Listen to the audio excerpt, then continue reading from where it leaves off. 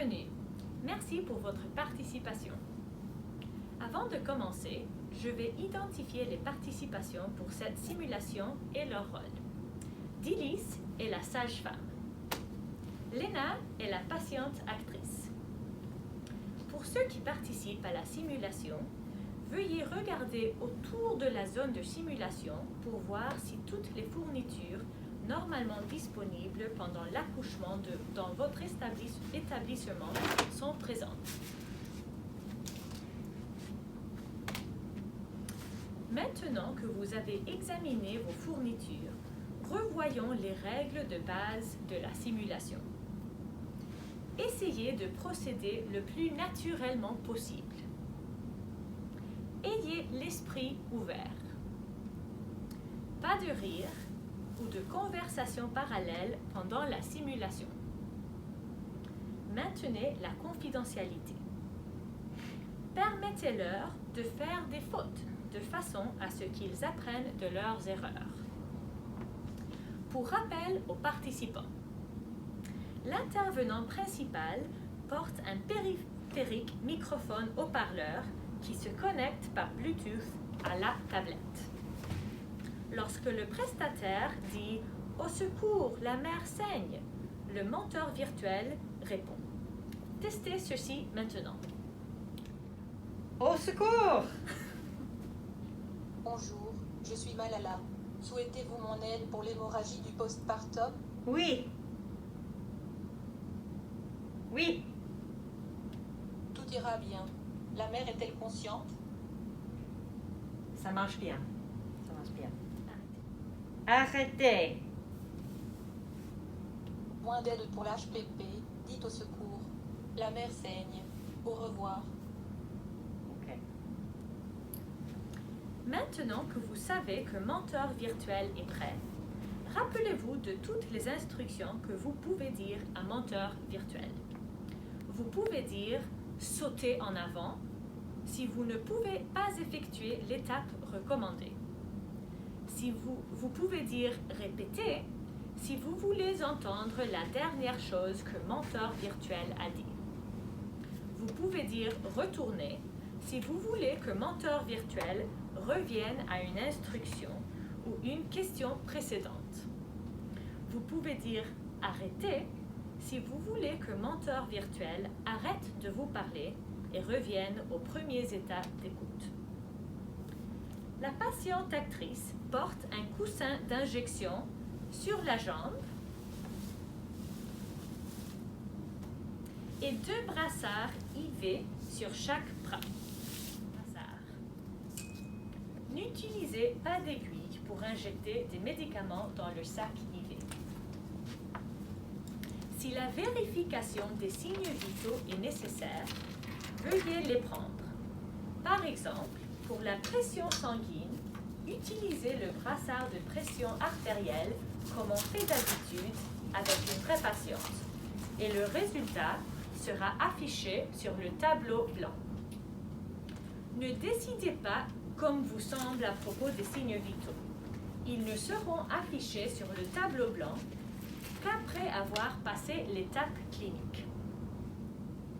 Rappelez-vous, ne pas couper le cordon ombilical du bébé, mais plutôt de défaire la fermeture sur le dos du bébé. Les partopants sont munis d'un rectum et d'un urètre pour administrer des médicaments par voie rectale ou insérer un cathéter. Si l'utérus est contracté, il y aura un point fermé sous la poche. Sinon, l'utérus n'est pas contracté. N'oubliez pas de traiter cette mère et son bébé comme vous le feriez dans la vie réelle. S'il y a du sang, prenez en charge le saignement. Parlez-lui comme vous le feriez avec une vraie mère, et ainsi de suite. Avez-vous des questions? Non, ça va. Je vais maintenant demander au prestataire de secours ou de référence de quitter la salle. Vous serez appelé si nécessaire. Anne, 27 ans, gestité 4, parité 3, est arrivée ce matin dans l'établissement avec sa mère avec de fortes contractions. 1 heure auparavant, l'examen du col utérin révèle une dilatation à 7 cm, col effacé à 90%, stade 2. Elle supporte bien, mais a appelé juste pour dire qu'elle a une forte envie de pousser. Bref historique médical. Aucune visite prénatale. Ses accouchements précédents ont été normaux, sans complications. Est-ce que quelqu'un a des questions concernant la patiente? Elle a combien de signes vitaux? Les signes vitaux sont tension artérielle 130 sur 70, sa pulsation est 90, sa fréquence respiratoire est 18, sa température est 36,5, la fréquence cardiaque fœtale est 130, Okay. la poche des os est rompue avec du liquide clair et l'hémoglobine est 8 à l'admission. Très bien. On commence? On commence. Je suis prête. Bonjour, je suis Malala. Souhaitez-vous mon aide pour l'hémorragie du postpartum? Arrêtez.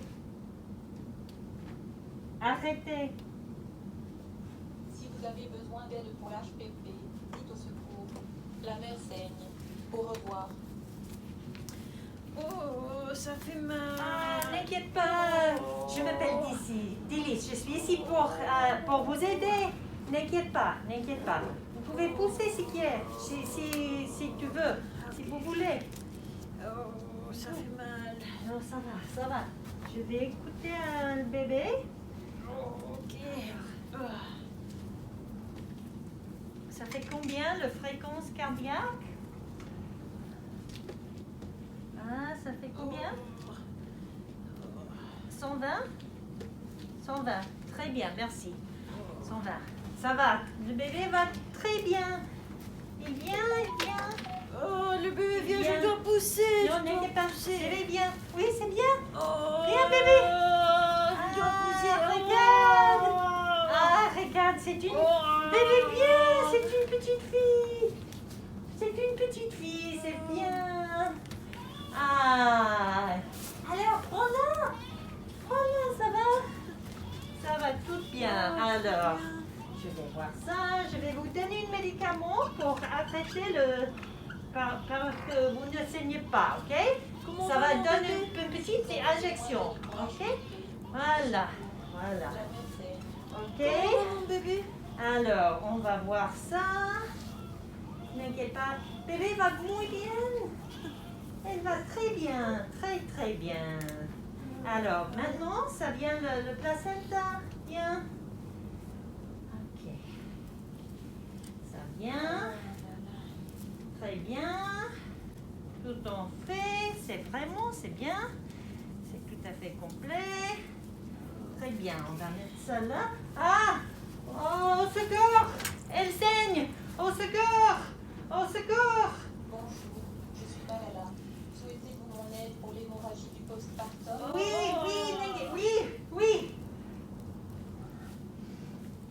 Oui. Aide-moi! Oui. Tout ira bien. La mère est-elle consciente? Oui. Je suis ici pour vous aider, vous et la mère. Dites à la mère que je suis là pour vous rappeler toutes les bonnes actions pour arrêter son saignement. Appelez Elle est là pour aider moi. Tout va être très bien. Elle va m'aider pour faire des choses. Alors, aide-moi, s'il vous plaît. Suivant. Posez une voie veineuse de gros calibre 16 ou 18 et prélevez des échantillons de sang pour le groupage et résus et tests de compatibilité, l'hémogramme et le profil de cohabitation et les envoyer au laboratoire ou les garder au chevet du patient pour accompagner la mère en cas de référence. Puis dites suivant. Je vais mettre ça pour aider, qu'il y a beaucoup de sang. Ça va être mieux. N'inquiète pas. Je prends ça. Ok, ça va. Prendre le bébé. Là.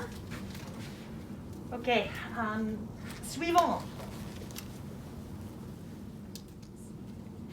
Videz la vessie avec une sonde urinaire. Enfin, massez l'utérus. Puis dites suivant.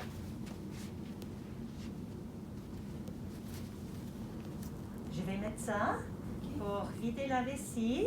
Ça va aider avec le sang-moment. N'inquiète pas, ça va être très bien. Ok, suivant. Suivant. Suivant. Fixez 20 unités d'ocytocine par la perfusion et laissez-le s'écouler rapidement. N'oubliez pas que la dose maximale d'ocytocine en 24 heures est de 60 unités. Lorsque vous avez fixé 20 unités d'ocytocine, dites suivant.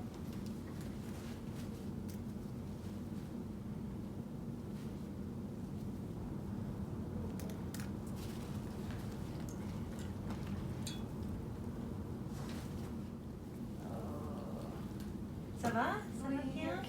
Ok, suivant. Bien fait. Est-ce que le saignement persiste? Oui. Vérifiez que la perfusion coule. Cherchez maintenant des saignements vaginaux ou des déchirures cervicales. Y a-t-il des déchirures qui saignent? Je vais chercher s'il y a une déchirure. Un moment, ça va être un peu... Ok. Je vois. Non. Si la mère a accouché dans les 3 dernières heures, administrez un gramme d'acide tranexamique IV pendant 10 minutes. Lorsque vous avez fini, dites suivant.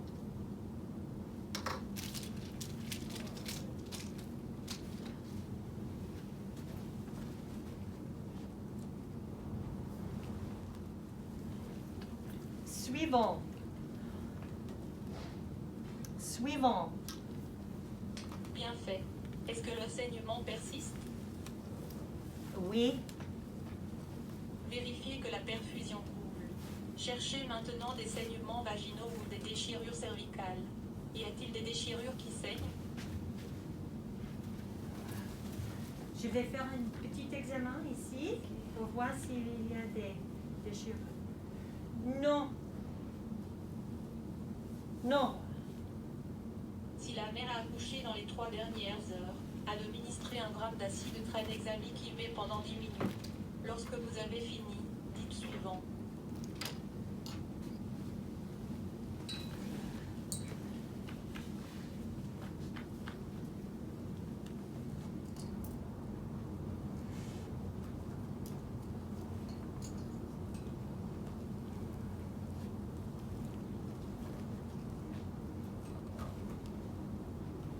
Ça va? Ça va être tout à fait bien. Suivant. Expliquez à la mère que cette procédure causera un certain inconfort et obtiendra des gants stériles. Avant l'exploration manuelle, administrez du métronidazole 500 mg IV, l'un des 3 antibiotiques suivants, par voie IV, ampicilline 2 g, ou céphalosporine 1 g, ou en cas d'allergie, clindamycine 600 mg. Lorsque vous avez donné les antibiotiques, dites suivant. Je vais donner un peu d'antibiotiques avant de faire un examen dans l'utérus pour vérifier que vous n'avez pas de placenta ou quelque chose là. Alors, suivant. Après asepsie de la vulve et du périnée, réalisez l'asepsie des mains et mettre les gants stériles. Lorsque vous avez fini, dites suivant.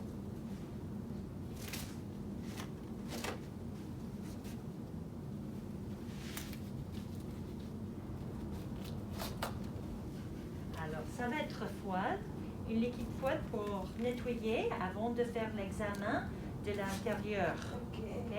Ça va faire un peu de mal, mais ça va être rapide pour vérifier que ça ne saigne pas. Ok?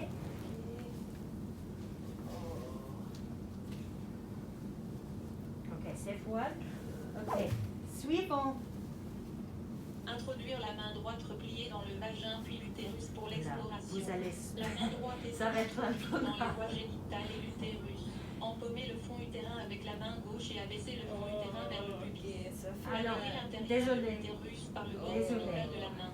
On sent bien la zone d'insertion placentaire qui est rugueuse. Puis dites suivant. Suivant. Vérifiez qu'il ne reste plus Assurez-vous qu'il n'y a pas de caillots ou de produits retenus. Si vous trouvez des caillots ou des produits, retirez-les. Massez le fond avec votre autre main pour ressentir la contraction. Lorsque vous avez fait cela, dites suivant. Suivant. L'utérus est-il rompu? Non. Bien fait. Massez l'utérus. Est-ce que le saignement persiste? Oui. Vérifiez que les perfusions 4 fonctionnent.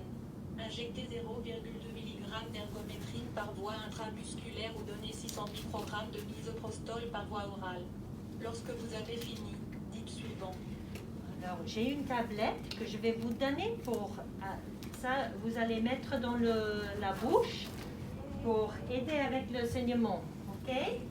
Alors, ça, prends ça, mets ça là. OK. Voilà, ça va vous aider. OK, suivant. La mère saigne-t-elle toujours? Oui. Oui. Préparez-vous maintenant à transférer la mère dans un hôpital de niveau supérieur. Fixez une deuxième voie veineuse de gros calibre 16 ou 18 et laissez le liquide IV s'écouler rapidement. Vous avez maintenant 3 options pour arrêter les saignements. Compression bimanuelle, compression aortique abdominale ou tamponnement intra-utérin par ballonnet ou condom, s'il y a un prestataire qualifié.